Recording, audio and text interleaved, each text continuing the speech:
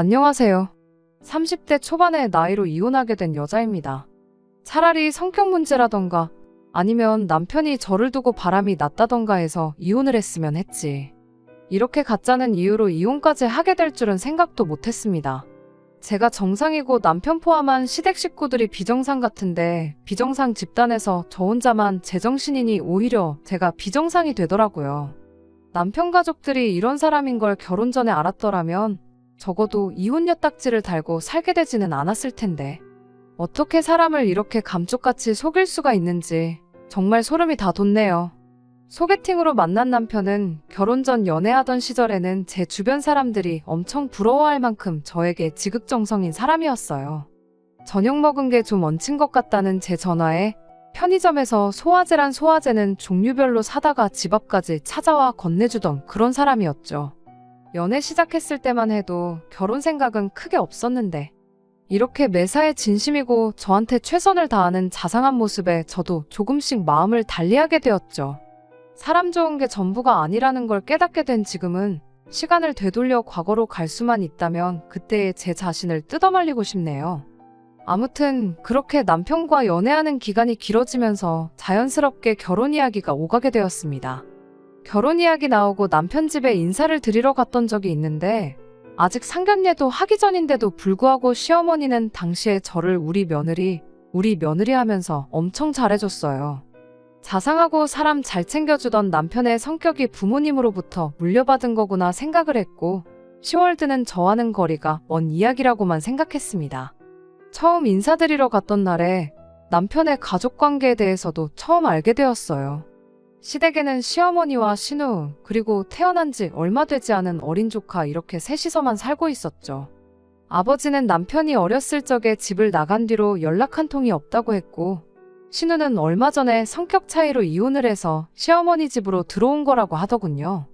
사람마다 다 각자의 사정이 있을 수도 있는 법이라며 저희 부모님은 이런 남편의 가족관계를 크게 흠으로 생각하지 않으셨어요. 시댁에 처음 인사드리고 얼마 지나지 않아서 상견례까지 하게 되었는데 상견례 할 때도 양가 분위기가 참 좋았죠. 형식적인 건 다 생략하고 해줄 수 있는 지원은 다 해주자는 식으로 이야기가 나왔고 양가 어른들의 뜻이 잘 맞아서 상견례도 무사히 마칠 수 있었습니다. 결혼 준비에 한창이던 때 시어머니가 저만 따로 집으로 부르셔서 찾아간 적이 있었어요. 집에 갔더니 신우는 돈 벌어야 된다고 일하러 나가 있는 상황이었고 시어머니 혼자서 어린 시조카를 돌봐주고 있었습니다. 아이 때문에 어디 나가서 식사는 하지 못하고 시댁에서 간단하게 식사를 마쳤죠. 무슨 볼일이 있어서 저를 보자고 다 하셨나 싶었는데 식사 끝나고 나니 시어머니가 저를 신우가 쓰는 방으로 데려가더니 벼랑간 신우 옷장을 열고는 갖고 싶은 게 있으면 가져가라는 알 수 없는 소리를 하더군요. 난데없이 왜 그러시냐고 물었더니 시댁 처음 왔을 때도 그렇고 상견례 때도 그렇고 제가 들고 다니는 가방이나 옷이 다 별 볼 일 없는 브랜드였다며 그게 그렇게 신경이 쓰였다고 하더라고요. 청첩장 돌리고 그러면 친구들도 만나고 그래야 할 텐데 좋은 브랜드로 오시며 가방 하나쯤은 있어야 하지 않겠냐면서요. 당장 경제적인 문제로 새 거를 사줄 형편은 안 되지만 신우가 좋은 가방이며 좋은 옷이 많으니 마음에 드는 거 있으면 하나 몰래 가져가게 해주겠다고 하더군요. 저도 한참 명품 좋아하던 때가 있기는 했지만 그런 시기는 이미 지나버린 지 오래거든요. 들고 다니는 가방이나 옷이 명품인 것보다는 사람이 명품이 되는 게 더 좋다는 게 평소 제 생각이었어요. 그래서 저는 이런 거 필요 없다고 대답을 했지만 기어이 시어머니는 옷장 한 구석에서 누가 봐도 신우가 애지중지 제일 아끼는 것 같아 보이는 가방을 꺼내서 제 손에 쥐어주셨습니다. 당연히 저는 너무 부담스러워서 그날 저녁에 남편 만나서 당신이 신우한테 몰래 돌려주라고 부탁을 했어요. 그뿐만이 아니었어요. 그 후에도 시어머니가 계속해서 저한테 뭘 주려고 난리셨죠. 양가에서 아낌없이 지원을 해주겠다고는 이야기가 되었지만 되도록 저는 저랑 남편이 모아놓은 돈 안에서 해결하려고 했었거든요. 그런데 한 번은 당신이 살고 있는 집을 담보로 대출을 받아서 저희 결혼자금에 보태주고 싶다는 말까지 꺼내셨어요. 정말 괜찮다고 몇 번을 거절했지만 시어머니를 말릴 수가 없었습니다. 그래도 집담보로 대출까지 받아가며 지원받는 건 아무리 생각해도 아니라고 생각했고 결국 시어머니가 국산 준중형차 한 대 뽑아주는 걸로 이야기를 마무리 짓고 말았습니다. 그렇게 저희는 결혼식을 올리게 되었고 저희 돈으로 전세를 구해 신혼살림을 차려 결혼 생활을 시작하게 되었습니다. 결혼 초반 몇 달까지만 해도 아무런 문제 없는 정상적인 결혼 생활이었어요. 이따금씩 시어머니가 부르면 시댁에 가서 밥 먹고 그러면서 시댁과 가까운 관계를 유지했어요. 신우 또한 말수가 적기는 했지만 늘 함께 자리에 같이 있었습니다. 그러던 어느 날이었어요. 시어머니가 난데없이 신우네 아이를 한번 안아보라고 하시더라고요. 아이라고는 한 번도 안아본 적이 없었다 보니 무서워서 싫다고 거절을 했지만 너도 언젠간 아이를 키우지 않겠냐며 기어이 제 품에 아이를 안겨주시더군요. 애 없이 살 생각은 아니었지만 당장은 자녀 계획이 없었는데 제가 시댁에 와서 아이를 안아보면 몇 번이나 더 안아본다고 벌써부터 부담을 주시나 싶었어요. 아이는 생각보다 얌전해서 제 품에 안겨서도 울지도 않고 잘 있더라고요.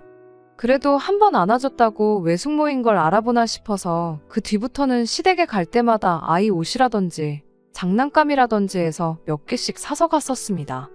그렇게 또 몇 달이 지나서였어요. 여느 때와 다름없이 시어머니가 같이 식사나 하자고 집으로 저희를 부르셨죠. 평소에는 말수가 적어서 몇 번 대화를 나눠본 적 없던 신우도 제가 그동안 사갔던 선물 때문에 그런가 저를 밝게 반겨줬습니다. 그런데 이번엔 신우까지 나서서 제 품에 아이를 안겨주더라고요. 그때까지만 해도 저는 아무 생각이 없었어요. 그런데 이 모든 것들이 다른 꿍꿍이가 있어서 그랬다는 걸 알게 되었습니다. 식사 마치고 나서 간단하게 녹차랑 커피 이런 걸 해서 차를 마시고 있었는데 시어머니가 먼저 저한테 자녀 계획에 대해서 묻더라고요. 말씀드렸다시피 저희는 신혼생활 한참 즐기고 천천히 아이를 가질 계획이었는데 난데없이 자녀 계획을 물어보길래 저는 그냥 남편이 시어머니께 따로 저희의 계획에 대해서 언지를 하지 않았나 보다 생각했어요. 그래서 이참에 제가 제대로 설명을 드려야겠다 싶었죠. 당장은 자녀 계획은 없고 일단 남편과 신혼생활을 즐기고 싶다고 말씀드렸어요. 가보고 싶었던 나라도 있고 한데 아이가 생기면 해외여행 다니기는 힘들어질 테니 최대한 천천히 가질 생각이라고요. 그런데 남편이 난데없이 거기다 대고 당장은 아니지만 슬슬 준비는 해야겠다고 제 말을 자르더라고요. 남편이 시댁에 따로 저희 계획에 대해서 이야기를 안 했던 게 혹시 시어머니한테는 이 사실을 비밀로 했어야 하는 건가 싶어서 당황스러웠습니다. 하지만 그런 건 당황축에도 끼지 못할 일이었어요. 시어머니가 난데없이 당신 인생사 이야기를 꺼내더라고요. 우리 바깥 양반이 처자식들 버려두고 집 나갔을 때 정말이지 너무 힘들었다면서요. 혼자 몸으로 애 키우고 살림까지 하느라 몸이 10개라도 부족한 상황이었다더라고요. 그때 도와줄 사람이 있었으면 참 좋았을 거다. 그랬다면 집안 형편도 지금보다 훨씬 나았을 거다 하면서 별의별 이야기를 다 꺼내더라고요. 시어머니가 장황한 연설을 대충 마무리 짓더니 그제서야 저한테 본론을 꺼내왔습니다. 당신이 혼자 몸으로 자식 둘 키워내고 돈도 벌어보고 다 해봐서 아는데 100번 생각해도 둘 중에 하나를 고를 수 있다면 단연코 애만 키우고 사는 게 훨씬 좋다면서 대뜸 저희 보고 신혼의 아이를 입양해서 키우면 어떻겠냐는 말을 꺼내는 겁니다. 힘들게 돈 버는 일은 당신 자식인 신우한테 시킬 테니 저는 편하게 직장 그만두고 집에서 애를 키우라는 거예요. 말도 안 되는 헛소리를 뭘 그렇게 온 정성을 다해서 하는가 싶었습니다. 세상에 살면서 상상조차 해본 적 없는 헛소리라 그 물음에 어떻게 대답을 해야 하는지 감히 상상도 안 되더라고요. 제가 어이가 없어서 좋다 싫다 대답도 안 하고 멍 때리고 있던 게 시어머니 눈에는 고민하는 것처럼 보였나 봐요. 아주 신우 애를 저에게 떠넘기려고 쐐기를 박더라고요. 10달 배불러 애 낳는 게 얼마나 고되고 힘든 일인 줄 아느냐. 그런데 신우애를 입양해서 키우면 그런 걱정일랑 할 필요도 없고 얼마나 좋느냐고요. 당신은 둘 다 해봤기에 그게 동시에 못할 짓인 걸 너무나도 잘 알고 있다고. 그런데 너네는 결혼했으니 둘이지 않냐. 그러니 한 명이 전담해서 애를 키울 수 있으니 얼마나 다행이냐며 백지장도 맞들면 낫다는데 가족끼리 서로 돕고 살아야 되는 거 아니냐면서 말이죠. 그 와중에 남편은 우리 조카가 그래도 외탁이라 얼마나 다행이냐면서 누가 봐도 우리 자식인 줄 알 거니 다른 사람 시선은 걱정할 거 없다고 지 엄마 말에 동조를 하는 겁니다. 여태까지 살아온 제 인생이 송두리째 무너지는 기분이었어요. 이 상황, 이 기분은 정말 겪어보지 않은 분은 절대 모를 겁니다. 야구방망이로 뒤통수를 한 대 맞은 것 마냥 아무 말도 나오지 않았어요.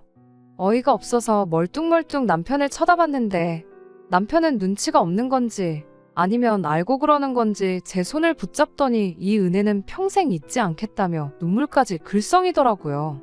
그때 퍼뜩 정신이 들더라고요. 평소에 말을 험하게 하지도 않는데 저도 모르게 꺼져 미친놈아 소리가 절로 나왔습니다. 잡고 있던 손도 뿌리쳐버리고 지금 다들 이게 뭐하는 짓이냐고 제정신들이냐고 한마디 쏘아붙였어요. 그걸 물어본 제가 바보였죠. 이미 그런 부탁을 해오는 상황에 온 가족이 정신이 나갔다는 거나 마찬가지라는 소린데 그걸 굳이 물어보면서 확인까지 받을 필요가 없었으니까요. 저한테 뭘 기대했던 건지 모르지만 제가 이런 식으로 반응할 줄은 몰랐나 봐요. 난데없이 애를 걸고 넘어지더라고요. 애는 무슨 잘못이 있냐며 저보고 애가 불쌍하지도 않냐고 하는 겁니다. 애가 받고 자랄 사회의 눈초리를 생각해보라고 그런데도 도와주지 않을 거냐고 따지는데 기도 안 차더라고요. 신우가 뭐 저 때문에 이혼했냐고요. 애가 그렇게 걱정이 되었으면 이혼이나 하지 말던가 했어야 하는 거 아니냐고요. 그랬더니 신우가 나에 대해 뭘 안다고 짓거리냐며 화를 내더군요. 그래서 신우한테 그쪽은 나에 대해서 뭘 아는데 10달 배불러 낳은 애를 떠넘기냐고 한마디 해줬죠. 감정에 호소해도 안 되니 시어머니도 작전을 바꿔서 나오더라고요. 정확히 말하면 본색을 드러냈다고 하는 게 맞는 표현이겠네요. 내가 네 차도 사주고 명품 가방도 주고 그러지 않았냐더니 받아쳐먹을 거 다 받아쳐먹고 이제 와서 모르는 척하는 게 어딨냐고 저한테 성질을 부리기 시작했으니까요. 그 차가 뭐 저 혼자 타라고 사준 차도 아니고 그깟 차 없어도 아쉬운 건 제가 아니라 남편인 거 모르시냐고. 그리고 명품 가방도 새 거 사준 것도 아니고 신우가 들만큼 들던 거 저한테 주지 않았냐. 그리고 그 가방도 남편 통해서 일주일도 안 돼서 돌려드리지 않았냐. 그런데 왜 돌려준 것까지 제가 받아먹었다고 말은 하냐고 한마디 했습니다. 그런데 그 말이 끝나기 무섭게 신우가 저에서 남편으로 타겟을 바꾸더라고요. 남편 동공이 지진이 난 것 마냥 흔들리고 있었는데 알고 보니 남편이 제가 돌려준 가방을 신우한테 돌려준 게 아니라 자기 선에서 알아서 중고시장에 팔아넘기고 중간에서 돈을 가로챈 모양입니다. 차도 그렇고 가방도 그렇고 그걸 빌미로 결혼 전부터 나한테 애를 떠넘길 생각으로 잘해줬는가 본데 이제 보니 내가 받아먹은 건 한 개도 없고 이 중에서 제일 득본 건 다른 사람이 아니라 어머님네 아들인 것 같아 보인다고요. 차라리 잘 됐다고 이참에 신우네 애는 어머님 아들 밑으로 입양을 시키던지 말던지 하라고 했어요. 그리고 아드님도 어머님 곁으로 반품시켜주겠다 했죠. 그러면 어머님 말대로 한 명이 나가서 돈 벌고 한 명이 집에서 애 키우면 되는 거 아니냐고. 백지장도 맞들면 낫다고 하지 않았냐. 가족끼리 서로 도와주며 사는 이상적인 그림이 나오겠다고 한껏 비웃어주며 자리에서 일어났습니다. 밖으로 나오는데 이런 제 반응은 생각도 못한 건지 어머님은 물론이고 신우랑 남편도 자리에 멍하니 앉아있더라고요. 더러운 꼴 그만 보고 싶어서 발걸음을 재촉하니 저먼치서 남편이 저를 붙잡으러 쫓아오는 겁니다. 거기서 사과를 해왔어도 이혼에 대해 여전히 심각하게 고민했을 텐데 남편이 가족들 앞에서 뭐하는 짓이냐, 미쳤냐 하면서 성질을 내더라고요.